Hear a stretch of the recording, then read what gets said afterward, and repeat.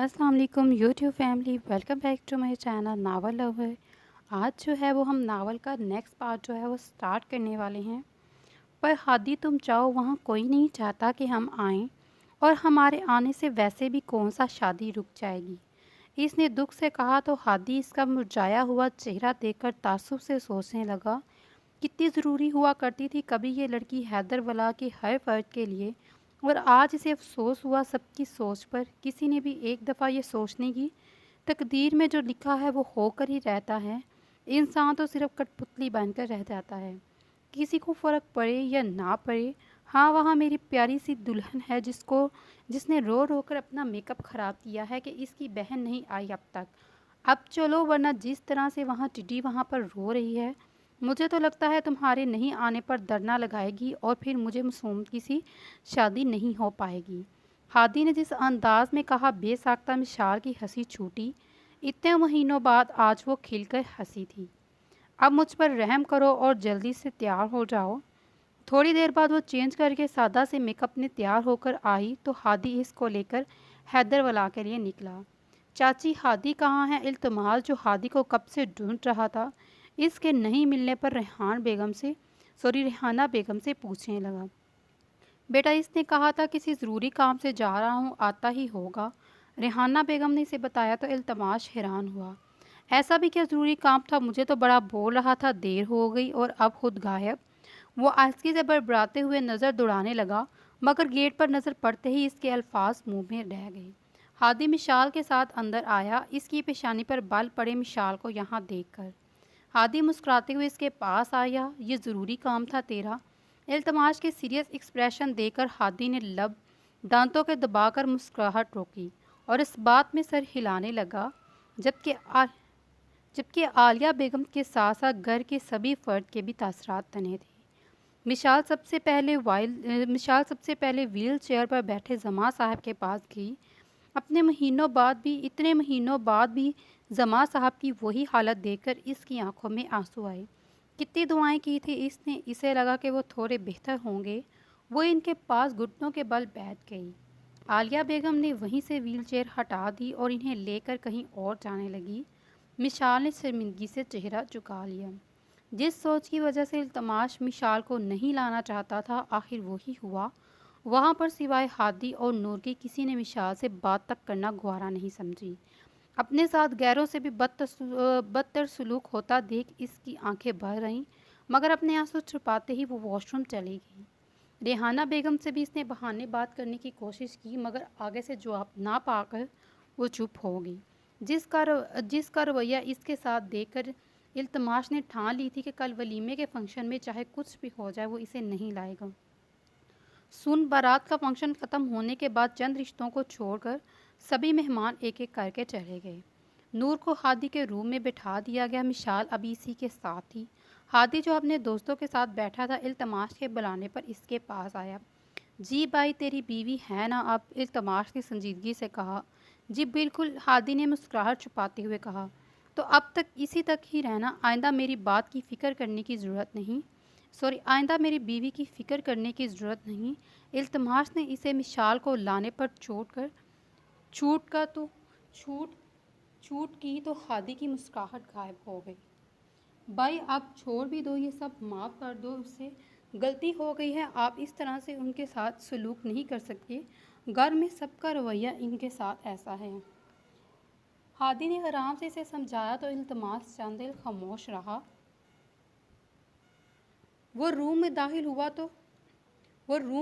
हुआ तो चकरा कर ही रह गया। कुछ देर पहले सजा सजाया कमरा अब बुरी हालत में बिखरा हुआ था। वो मज़े से बेड पर सो रही थी। हादी ने इसके पास जाकर कंफर्ट टहाकर इसे देखा। मेकअप से पाक चेहरा इसके साथ वो चेंज करके बिल्कुल सादा से सूट में बेड के साइड के कोने में सो रही थी। इसने क्या क्या सोचा था आज के लिए, मगर सारे ख्वाब इसकी बीवी के दर्जे पर फाइज इस लड़की ने जैसे ख्वाब ही चुकना चूर कर दिए।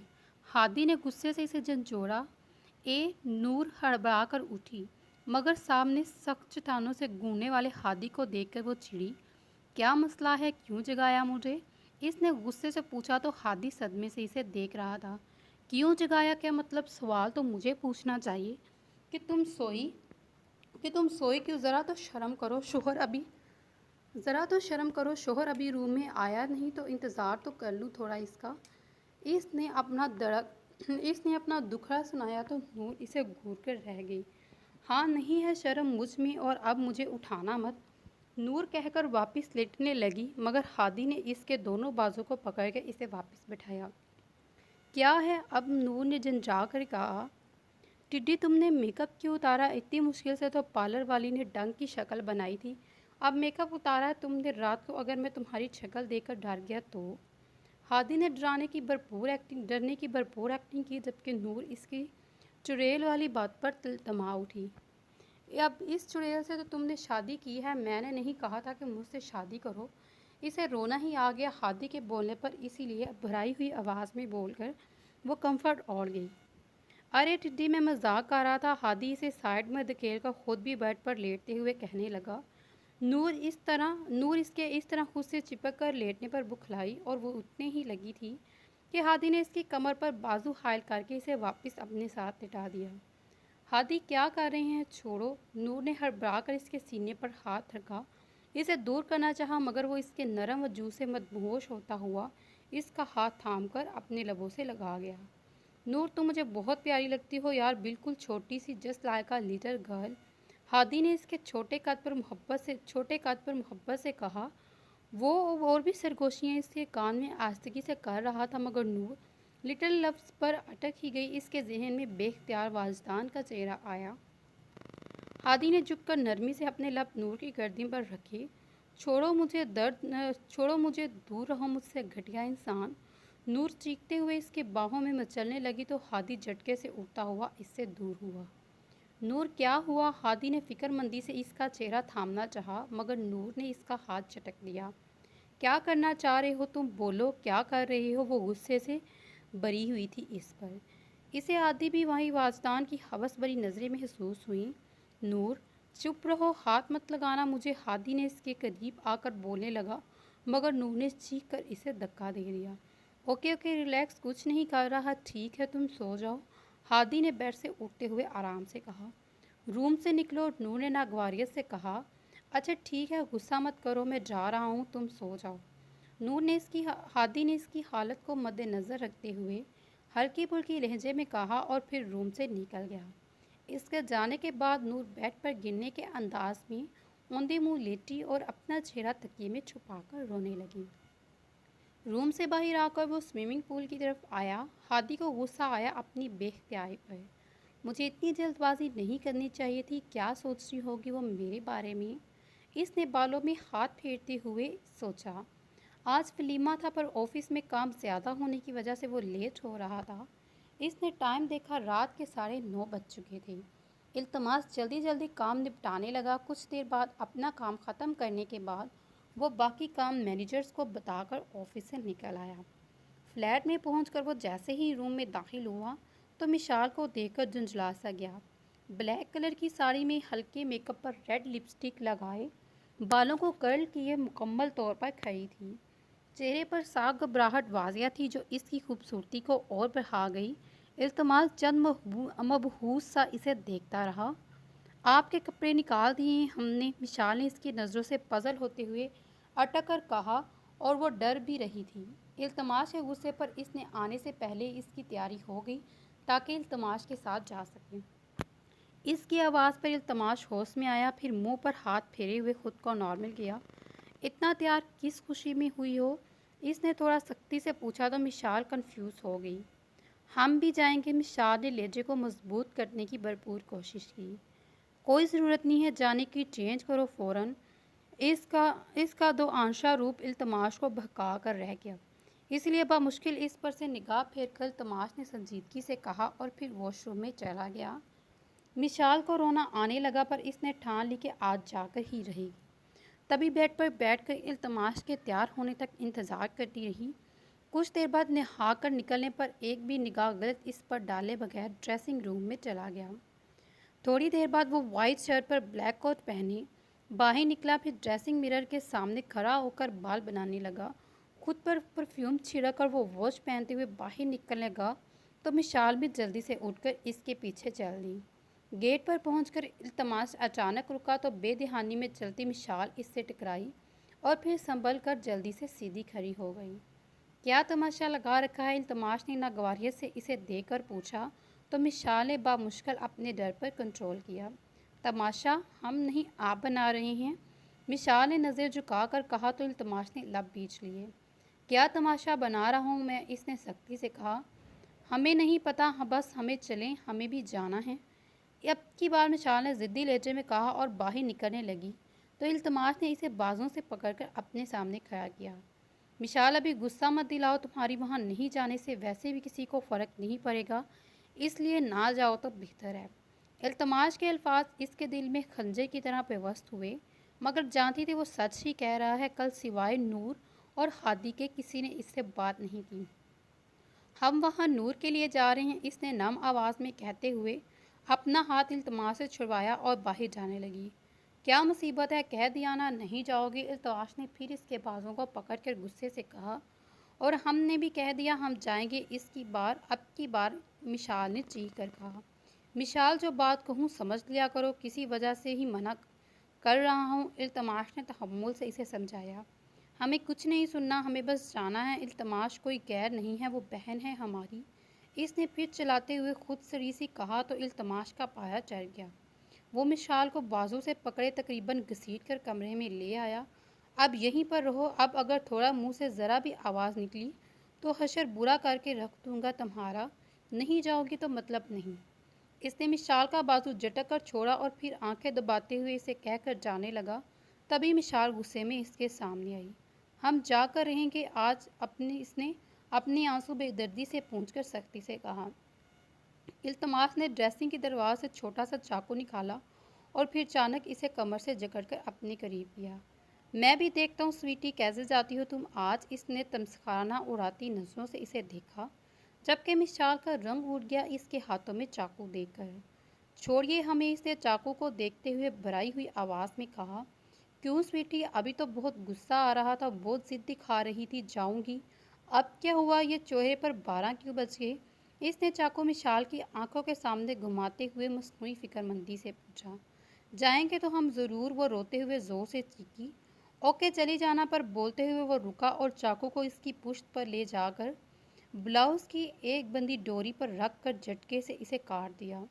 मिशाल रोना छोड़कर बेयकीनी से इसे देखने लगी, मगर इल्तमास ने जब चाकू दूसरी डोरी पर रखा तो वो तड़प कर इसे दूर होने लगी। इल्तमास प्लीज़, इसने बलिकते हुए इल्तमास से फरियाद की, मगर वो दूसरी डोरी को भी काटने लगा था। ऐन वक्त पर इसके बाहों में मचलती मिशाल ने ज़ोर से इसे धक्का दिया तो दौड़कर काटा चाकू इसकी पुश्त पर लगा। मिशाल के मुंह से बेख्तियार चीख निकली और वो गिरी नहीं नीचे। इल्तमास, जो इसके धक्का देने पर गुस्से में इसकी तरफ बढ़ा, मिशाल की पुश्त पर लगे कट के निशान पर से खून निकलता देखकर रुक गया। कुछ पल इसे यूं ही रोता देख इल्तमास इसे वहीं छोड़कर चला गया। वो हिचकियों से रोने लगी और पुश्त पर होती हुई जलन भी इसे तकलीफ नहीं हो रही थी जितने इल्तमास के रवैये से हुई। वो बेड से टेक लगाए बुलंद आवाज़ में रो रही थी, क्योंकि वो हमेशा सिर्फ अपनी मनमानी करता था। सॉरी, सुबह से इसका सामना नहीं हुआ था हादी से। अभी वो दोनों हाल में स्टेज पर बैठे, तभी नूर ने आहिस्ता आवाज़ में कहा। इसके बोलने पर हादी ने नूर को देखा। सिल्वर कलर की मैक्सी पर महारत से किए मेकअप पर वो हसीन लग रही थी। सॉरी फॉर व्हाट, हादी ने इसे मोहब्बत पाश नज़रों से कहा। वो कल रात, नूर हिचकिचाई, फिर चुप होगी। इसे नदामत हुई थी अपनी हरकत पर मुझे तो बुरा नहीं लगा, बल्कि मज़ा आया कल रात स्विमिंग एरिया की बीच पर सोकर। हादी खुद शर्मिंदा था अपनी बेसानगी पर, इसलिए मजाकाना कहने लगा। नूर ने इल्तमास को देखा तो नामायूसी हुई, मतलब वो मिशाल को नहीं लेकर आया। आज के फंक्शन में वो बहुत मसरूफ़ रहा। बड़े भाई होने की वजह से इसने सभी काम अपने हाथों में किए। फंक्शन ख़त्म होने पर आलिया बेगम ने इसे बहुत रोका, मगर सभी के जाने के बाद बाकी का काम ख़त्म करके इसने रुकने से इनकार किया और कल आने का कहकर वहाँ से चला गया। आज भी इसकी तवक्या के मुताबिक वो चेंज करके सादे से हुलिये में बैठी हुई थी। हादी का मुंह बना इसे देखकर। यार, मतलब शोहर की तो कोई इम्पोर्टेंस ही नहीं, तुम्हारी नज़रों में फिर चेंज कर लिया। अभी तो मैंने नज़र भरकर देखा ही नहीं, इसने थोड़ा नाराज़ लहजे में कहा तो नूर नज़रें झुका ली। अरे मजाक कर रहा हूँ, रो मत जाना। इसने हंसते हुए जल्दी से मुबादा और वही ना हो जो कल की तरह हुआ। हादी, मुझे तुम्हें कुछ बताना है। कुछ देर की खामोशी के बाद नूर ने संजीदगी से कहा। हाँ बोलो। हादी इसके पास आकर बैठा तो नूर थोड़ा झिझकती, मगर अपना हाथ थामने पर नूर को थोड़ा ढास मिली। हादी, सब आप ही को गलत समझ रहे हैं, वो गलत नहीं। तुम्हें तो पता है आप ही शुरू से ही बोली है और जल्द ही हर किसी की बात में आ जाती। वो बोलते बोलते रुकी। जानता हूँ, इसने नरमी से कहा। तो हादी इसी तरह आप ही बस इसकी बातों में आ गई, वरना वो कभी तामी भाई पर ऐसा इल्ज़ाम नहीं लगाती। ये सब इसका प्लान था। नूर नम आंखों से कहने लगी तो हादी ने इसके आंसू गिरने से पहले अपनी परों में चुन लिए। किसका प्लान? इसने नूर के हाथों पर हल्का सा दबाव डालते हुए कहा। इस वाचदान का। वो हकलाने लगी। चंद लम्हे चुप रहने पर हादी ने फिर पूछा। अगर तुम्हें यह बात पता थी तो तुमने पहले क्यों नहीं बताई? इसके पूछने पर नूर घबराई। वो मेरे साथ। हादी ने जानने की कोशिश की, मगर नूर का कपकहाता लहजा देखकर वो बेख्तियार इसे सीने में बींच गया।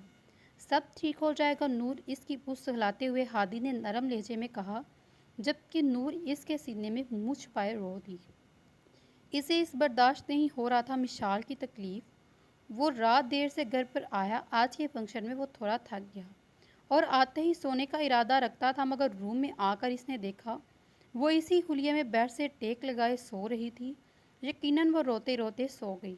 इल्तमास ने कोट उठाकर सोफे पर रखा और फिर आहिस्ता से कदम उठाए इसके करीब गया और इसका मासूम चेहरा देखने लगा। सूरख गालों पर सूखे आंसुओं के निशान देखकर इसे दुख हुआ, पर जल्द ही अपने खोल पर आते हुए मुड़ा और साइड टेबल के दराज से ट्यूब उठाकर इसे पास आया। घुटनों के बल बैठकर इल्तमास ने मिसाल की साड़ी का पल्लू इसकी पुश्त पर से हल्का सा सराया और फिर ट्यूब खोलकर इसकी पुश्त पर लगे कट पर नरमी से लगा दी। अपनी पुश्त पर होती हुई जलन पर कच्ची नींद से इसकी आंखें खुली। मिशाल ने मुड़कर समझी से देखा। इल्तमास को बैठा देख इसने झटके से टाइम देखा। रात 3 बज रहे थे। इसके हलक में आंसुओं का गोला उठका। नए सिरे से सीने में दर्द और वो गुस्से में इल्तमास का हाथ झटकते हुए खड़ी हुई। आखिर खर ही ली ना अपनी मनमानी, मिशाल ने तकलीफदा लहजे में कहा तो इल्तमास खड़ा हुआ। इसने एक गहरा सांस लेते हुए मिशाल को देखा। बुरी आंखें रो रो कर मुकम्मल सर्क हो चुकी थी। वो जानता था कि इतनी देर में इस पर क्या बीती होगी, पर क्या करता? इसे लेकर जा भी नहीं सकता था, क्योंकि अगर वो इसे लेकर जाता तो ज़रूर वहाँ पर कोई मिशाल को इतनी वैल्यू ना देता। लो ये लगा लो। इल्तमास ने इसके जहन की तरफ इशारा करते हुए ट्यूब दी। मिशाल ने इसे ट्यूब लेकर दूर फेंकी। नहीं लगाना हमें, ये अब क्यों इतनी परवाह कर रहे हैं हमारी? आप जानते थे हमें तकलीफ़ होगी, पर हमें भी अकेला छोड़कर चले गए।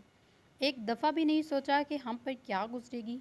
इसने बराई हुई आवाज़ में चलाकर कहा और फिर दोनों हाथों मुंह में छुपाकर रोने लगी। इल्तमास ने खुद में उबलते गुस्से पर काबू पाते हुए वो ट्यूब उठाई।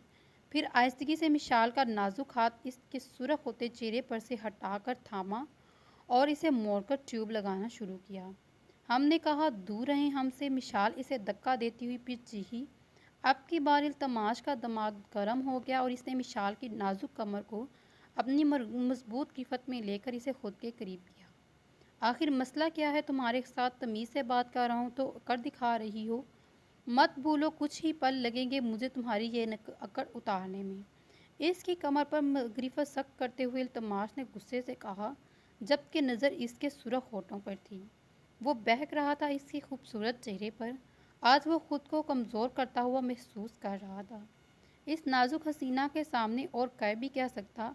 आप मारेंगे मारिए, कैद तो पहले ही कर रखा है आपने हमें यहाँ पर। अब पल पल तड़पने से बेहतर है एक दफ़ा ही मार डालें। इसकी कॉफ़ी से भी ज़्यादा सख्त होती गिरफ्त में मचलते हुए मिशाल ने हज़ियाती अंदाज में चलाकर कहा। अंदाज में सरकशी थी, जबकि इसका मासूम चेहरा आंसुओं से भीगा। आखिर कब तक बर्दाश्त करती हुई इसकी बेरुखी थक चुकी थी वो अब। सोच रहा हूँ आज तुम्हारा ये ज़िद और अकड़ निकाल ही दूँ, तब शायद थोड़ा सुधर ही जाओ। इसका लहजे पर नागवारी ज़ाहिर करता हुआ इल्तमास ने कहा और इसके नाजुक वजूद को गोद में उठाकर बेड पर पटका और फिर शर्ट के बटन खोलने लगा। मिशाल की रूह फना हो गई इसकी बात पर। वो फटी आंखों से इल्तमास को अपनी तरफ बढ़ता देख रही थी। नहीं नहीं इल्तमास, ये आप क्या? वो अटक अटक कर कहते हुए नफ़ी में सर हिलाने लगी और अल्फाज साथ नहीं दे रहे थे। मिशाल आहिस्ता आहिस्ता पीछे सरकने लगी। इल्तमाश के चेहरे पर खतरनाक तासरात देखकर इसका खूबसूरत चेहरा लट्ठे की मांदी सफ़ेद पड़ गया। बहुत हो गए तुम्हारे नखरे, तरीके से बात कर रहा हूँ तो धक्के देने लगती हो। समझ क्या रखा है? इस पर झुकते हुए इल्तमास ने परेशानी में लातदार शिकनी लेकर कहा तो मिशाल का चेहरा जर्द पड़ गया। सॉरी प्लीज़, वो हकलाते हुए कहकर इसके सीने पर हाथ रखकर इसे दूर करने लगी, मगर अगले ही पल मिशाल बदकरदार दूर हुई। इल्तमास ने अपनी शर्ट के सारे बटन खोल दिए थे। मिशाल इसके चौड़े सीने को देखकर शर्म से निगाहें फेर ली। वो गायब होना चाहती थी इसके सामने से, इसलिए उठकर बराबर से निकलने लगी, पर इल्तमास ने इसके दोनों हाथों की उंगलियों में अपनी उंगलियां फंसाकर इसे वापस बेड पर लिटा दिया और झुककर इसके आंसुओं से भीगे गाल अपने लबों से साफ करने लगा। मिशाल तड़प कर रोने लगी और इसकी हर पल मजबूत गिरफ्त से निकलने इसके लिए मुमकिन था, इसलिए वो हिचकियों से रोने लगी, जबकि वो इसके रोने को नज़रअंदाज करता हुआ इसकी गर्दन से नीचे उभरी ब्यूटी बोन को चूमने लगा। इल्तमास प्लीज़ नहीं। मिशाल को इसका हर लम्स तड़पता हुआ पा रहा था, तभी वो चीखने लगी, मगर इसके बाकी के लफ्ज़ों को इल्तमास ने इस पर झुकते मुंह ही बंद कर दिया। कुछ देर बाद इसने मिशाल के लबों को आज़ाद किया तो वो अपना साहस बहाल कर रही थी। इसका दम घुटने लगा, लेकिन वो बेनियाज सा इसको अपनी बाहों में लेकर अपनी थकन इस पर उतार रहा था। जबकि मिशाल कुछ ही देर में नडाल सी होगी। जब इसका सांस उखड़ने लगा तब वो मुश्किल इसकी गिरफ्त से अपना छुड़वाकर वो उठी और गेट की तरफ भागने लगी। इल्तमास अपनी शर्ट उतारते हुए इसके पीछे गया और इसके नाप घुमाने से पहले ही इसने मिशाल को पीछे से अपने बाजुओं में उठा लिया। इल्तमास नहीं, हमारा दम घुट, वो इसके बाजुओं में नडाल लहजे में बोलने लगी। अल्फाज इसके मुंह से अदा नहीं हो पा रही थी, सांस लेना मुश्किल हो रहा था। इल्तमास ने इसे वापस बेड पर लाकर लिटाया तो मिशाल ने उधर खुली आंखों से इसे फिर से खुद पर झुकते देख कमज़ोरी से कोशिश के तहत इसके कंधे पर अपना नाजुक रात हक कर दूर करने लगी। इसमें और हिम्मत नहीं रही इसे दूर करने की। इल्तमास ने कंधे पर से इसका हाथ हटाकर इसकी मखरूती उंगलियों को चूम लिया, फिर इसके हाथ को बेड से लगाकर इसकी साड़ी का पल्लू हटाया तो मिशाल लाचारी से गर्दन मोड़कर सख्ती से आंखें मीच गई। वो टूटना नहीं चाहती थी, मगर आज इल्तमास के अमल पर वो खुद को टूटता हुआ महसूस कर रही थी। इसकी कोई मज़ाहमत काम नहीं आई। वो बेखुदी में इसी में शिद्दतें लुटाने लगा। इल्तमास की हद से ज़्यादा बढ़ती शिद्दतों को बर्दाश्त करके आखिरकार मिशाल होशो हवास से बेगाना हो गई। अम्मी वलीमे के दूसरे दिन नाश्ते के दौरान नूर ने रेहाना बेगम को पुकारा। हाँ बोलो बेटा, इन्होंने नरमी से कहा। अम्मी, वो आज मैं हादी के साथ आप ही से मिलने जाऊंगी। नूर ने हिचकिचाते हुए रेहाना बेगम से पूछा, पर नज़र इसकी आलिया बेगम के चेहरे पर थी, जिनके तासरात नूर के पूछने पर तन गए। कोई ज़रूरत नहीं कहीं और जाने की, बाहर घूमने हादी के साथ, पर वहाँ नहीं। रेहाना बेगम ने पहले ही बीजान से ठंडे लहजे में नूर से कहा। पर बीजान नूर, बहस मत करो। इसके फिर बोलने पर रेहाना बेगम ने इसे सख्ती से टोका और खामोश हो गई। इसका बजा हुआ चेहरा देख हादी ने गहरा सांस लिया। नूर बीजान सही कह रही हैं, चलो आज शाम कहीं बाहर चलते हैं। वो ऑफिस से जल्दी आऊँगा, तुम रेडी रहना। इसने रसानियत से कहा तो नूर एक नज़र इसे देखकर खामोशी से नाश्ता करने लगी। मुझे कहीं बाहर नहीं जाना। रूम में हादी अपना लैपटॉप लेने आया तो इसे अपने पीछे से नूर की नाराज़ आवाज़ आई। मिशाल से मिलने भी नहीं जाओगी? इसने लैपटॉप उठाते हुए पूछा तो नूर हैरत से पूछने लगी, क्या मतलब, तुम आप ही के पास लेकर जाओगे मुझे? इसने खुशगवार हैरत से पूछा, पर मैं इसका मुरझाया हुआ चेहरा खिल गया। तुम्हें लेकर नहीं जाऊंगा क्योंकि तुमने तो अभी मना किया है ना? हादी मुस्कुराते हुए बोलकर जाने लगा। नहीं नहीं, मैंने कब मना किया? नूर ने बुखलाकर इसे रोका। झूठी, अभी तो कहा था तूने कि नहीं जाऊंगी बाहर। अरे वो तो मैंने इसलिए मना किया कि आप ही के घर जाना है मुझे। चलो मान लिया तुम्हारी बात, बट एक शर्त पर तुम्हें लेकर जाऊंगा। अचानक हादी ने शरारत से कहा तो नूर का मुंह बना। कैसी शर्त? इसने रूखे लहजे में पूछा तो हादी ने गाल पर उंगली रखी। इसका इशारा समझकर नूर बुखलाई। जी नहीं, इसने तप कर हादी को घूरा। ओके, फिर मैं अकेला चला जाऊंगा। वो कंधा उचाकर जाने लगा। क्या है नूर, रूहानी होती है? हादी ने रुककर इसे देखा। सोच लो सिर्फ एक किस, वरना। हादी ने फिर गाल पर उंगली रखी। आंखें बंद करो अपनी, इसने झड़कते पर हादी ने मुस्कुराहट छुपाते हुए जल्दी से आंखें बंद की तो नूर ने घबराते हुए इसके करीब आई और फिर हिम्मत करके थोड़ा ऊंचा हुई और फिर आंखें बंद करके इसके गाल पर रब रखती है। मगर हादी ने आंखें खोलकर अपना चेहरा थोड़ा पीछे किया। इसने नूर को देखा जो आंखें बंद किए खड़ी थी। चेहरे पर घबराहट साफ थी, इसके लबों पर मुस्कुराहट फैली। वो नूर की पेशानी पर अपने लब रखकर हटा तो नूर झटके से आंखें खोलती हुई पीछे हुई। इसने अपना सुरख चेहरा उठाकर हादी को देखा जो मुस्कुराकर इसे देखता हुआ बाहर चला गया। नूर ने अपनी पेशानी पर हाथ रखा जहां अभी अभी नरम लम्स था। बेसाख्ता इसके लब मुस्कुराए थे। तेज़ रोशनी की किरण चेहरे पर मुसलसल पड़ने से अपनी सूजी हुई आंखें बामुश्किल खोली। चंद देर वो यूं ही बेड पर पड़ी छत को घूरती रही। दिमाग सून था। कुछ हिम्मत करके वो उठने की कोशिश करने लगी। अभी वो खड़ी हुई थी कि फिर चकरा कर गिरी। रात को लगातार रोने की वजह से अब इसका सर दर्द से फट रहा था। साइड टेबल का सहारा लेते हुए उठी। वॉशरूम में जाते हुए इसकी नज़र ड्रेसिंग के शीशे पर पड़ी तो वो चौंक कर रह गई। बिखरे बाल सा हुलिया दाएं गाल के नीचे लाइन पर दांत के निशान। कल रात का मंजर किसी फिल्म की तरह मिशाल के दिमाग में घूमा। बेख्तियार इसकी आंखें भर आई। किस कदर बेबस हो गई थी वो। क्यों वो सिर्फ अपनी करता, क्यों इसे तकलीफ देने का कोई मौका हाथ से नहीं जाने देता। आंसू हलक में उतारते हुए वो वॉशरूम में चली गई। वो जल्दी सुबह ऑफिस में आ गया। सारा टाइम कम करने में इसका दिमाग मिशाल में लगा हुआ था। कितना कंट्रोल करके रखा था इसने 6 महीने से खुद को। पर कल मिशाल का बार बार इसका सामने आना इल्तमास के हवास मुतला कर दिया। इसे होश ही नहीं था कि वो क्या कर रहा है। जहन में इस वक्त सिर्फ एक ही बात कि सामने खड़ी लड़की इसकी मोहब्बत थी। पर मोहब्बत क्या ऐसी होती है कि अगर वो इसे मोहब्बत करता था तो फिर क्यों तकलीफ़ देता। पर मिशाल ने कौन सा इसके साथ अच्छा किया। इससे गुस्सा आया और अपनी कल की हरकत पर मिशाल का आंसुओं से भीगा चेहरा आंखों के सामने घुमा तो अंदर कहीं शर्मिंदगी सी महसूस हुई। फिर जैसे ही इसका किया गया याद आया तो इल्तमास के जबरे पीछे कोशिश के बावजूद वो बेइज्जती नहीं बुला पा रहा था। शाम को ऑफिस से निकलने से पहले हादी ने इसे अपनी और नूर के आने का बताया। इनके आने से पहले वो फ्लैट में पहुंचकर थोड़ा आराम करना चाहता था। पानी दो। इसके रूम में एंटर होते ही मिशाल कतरा कर बाहर निकलने लगी तो इल्तमास ने कहा। कुछ देर बाद वो बेड पर आंखें मूंदे लेटा तो मिशाल पानी लेकर आई। इल्तमास उठकर इसका चेहरा देखने लगा जो बिल्कुल सूख था। वो नोट कर रहा था जब से मिशाल इससे नज़र नहीं मिला पा रही। इसने गिलास देने के बहाने इसने इसका हाथ पकड़ा। मिशाल का हाथ बिल्कुल दकते इंगार की तरह गर्म था। इल्तमास ने गिलास लेकर साइड टेबल पर रखा। वो मुड़ी ही थी कि इसने मिशाल का हाथ थामकर इसे अपने बराबर बिठाया। इसकी हरकत पर मिशाल की फिर जान निकल आई। कल के बाद इसे वही वहशत होने लगी थी। इल्तमास मुसलसल इसे देख रहा था जो सर झुकाए बेड पर पता नहीं क्या घूर रही थी।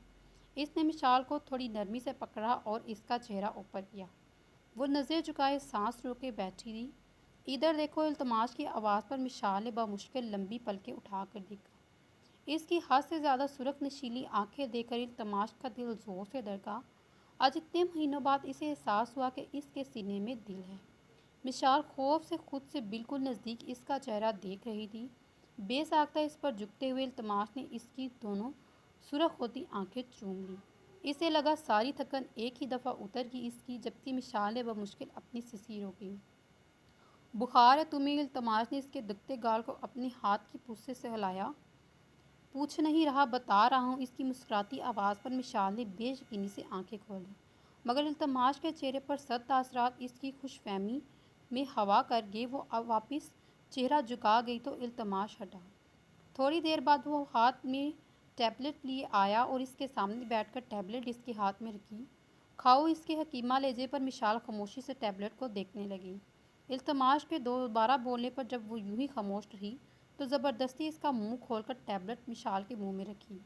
इससे पहले वो वापस निकलती इल्तमास ने पानी का ग्लास इसके मुंह पर लगाकर मिशाल की सुतने नाक अपनी दोनों उंगलियों से बंद कर दी।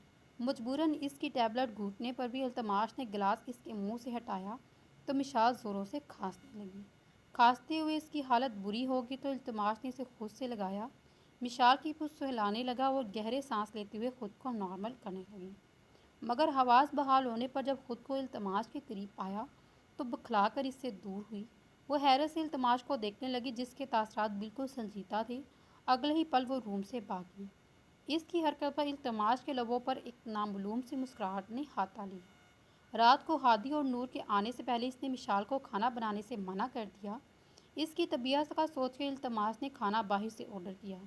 मिशाल शुक्र कर रही थी शाम से इल्तमास नॉर्मल था, वरना इसका उखड़ापन मिशाल को तकलीफ में मुब्तला कर देता। दूसरी तरफ इल्तमास भी खुद को नॉर्मल रखना चाह रहा था। मिशाल के साथ जो भी था कहीं ना कहीं से एहसास हो रहा था मिशाल की खामोशी पर। कितने महीनों से तो वो इसकी बेरुखी बर्दाश्त कर रही थी। ये क्या हुआ आबदी, ये क्या हुआ आपी? हादी और इल्तमास लाउंज में बैठे हुए थे, जबकि नूर इसके साथ बेडरूम में थी। बात करते हुए अचानक नूर ने इसके जा लाइन की तरफ इशारा करते हुए पूछा। मिशाल ने मेकअप से जितना हो सकता था छुपाने की कोशिश की, मगर नूर के बोलने पर वो बुखला गई। कुछ नहीं, वो खुद को नॉर्मल रखते हुए जल्दी से कहने लगी, जबकि नूर इसके गाल के नीचे बने निशान को देखकर हैरान थी। वो अनजान ना थी जो इसका मतलब ना समझ सकती। तामी भाई आपके साथ कैसे तामी भाई आपके साथ कैसे हैं? इसके पूछने पर मिशाल की आंखें पल में नम हो गई, मगर ज़बरदस्ती मुस्कुराकर इसने कहा, बहुत अच्छी।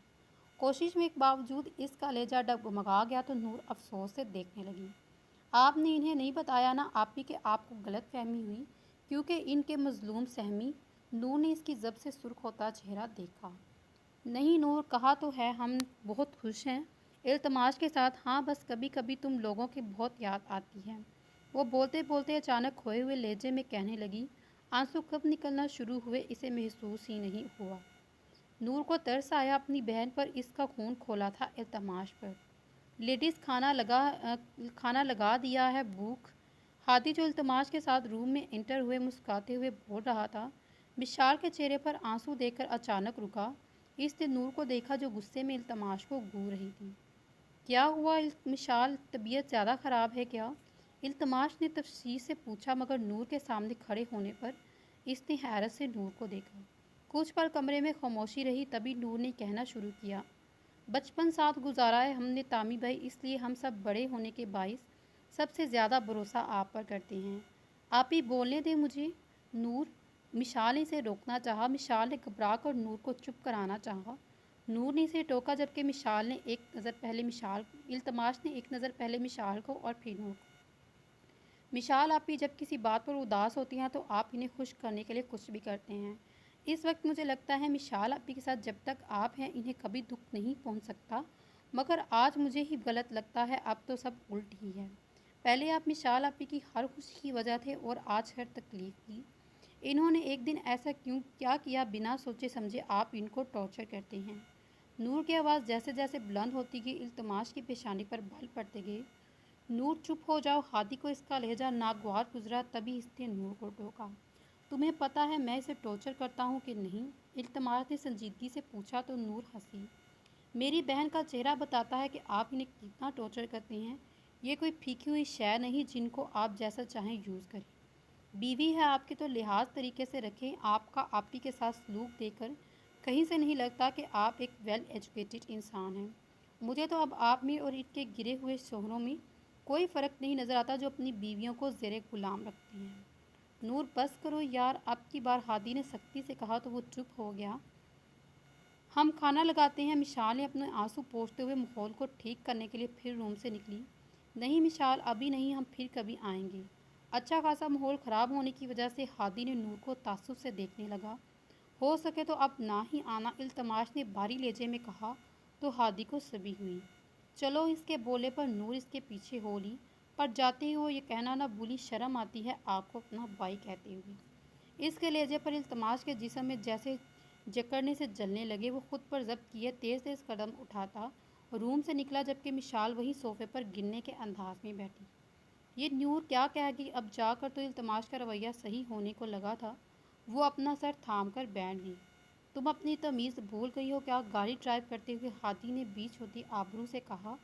जो मेरी बहन को तकलीफ़ देगा मैं इसी तरह करूँगी, इसने रोड पर नज़र जमाते हुए कहा। तुम्हें मिशाल ने कुछ कहा भाई के बारे में? आप ही ने कुछ नहीं कहा, पर इनके चेहरे पर बुझे चेहरे को देखकर साफ पता चलता है। मैंने पूछा तुम्हें मिशाल ने कुछ कहा? अब की बार हादी ने अपने लफ्ज़ों पर जोर देते हुए नूर खामोश हुई। हादी को पछतावा इसे साथ लाने पर, क्योंकि आज इतने दिनों बाद इसने इल्तमास का मूड खुशगवार देखा था। तो चलिए फ्रेंड्स, मिलते हैं फिर अगली वीडियो में। तब तक अपना ख्याल रखिएगा। अल्लाह हाफिज़। Take care.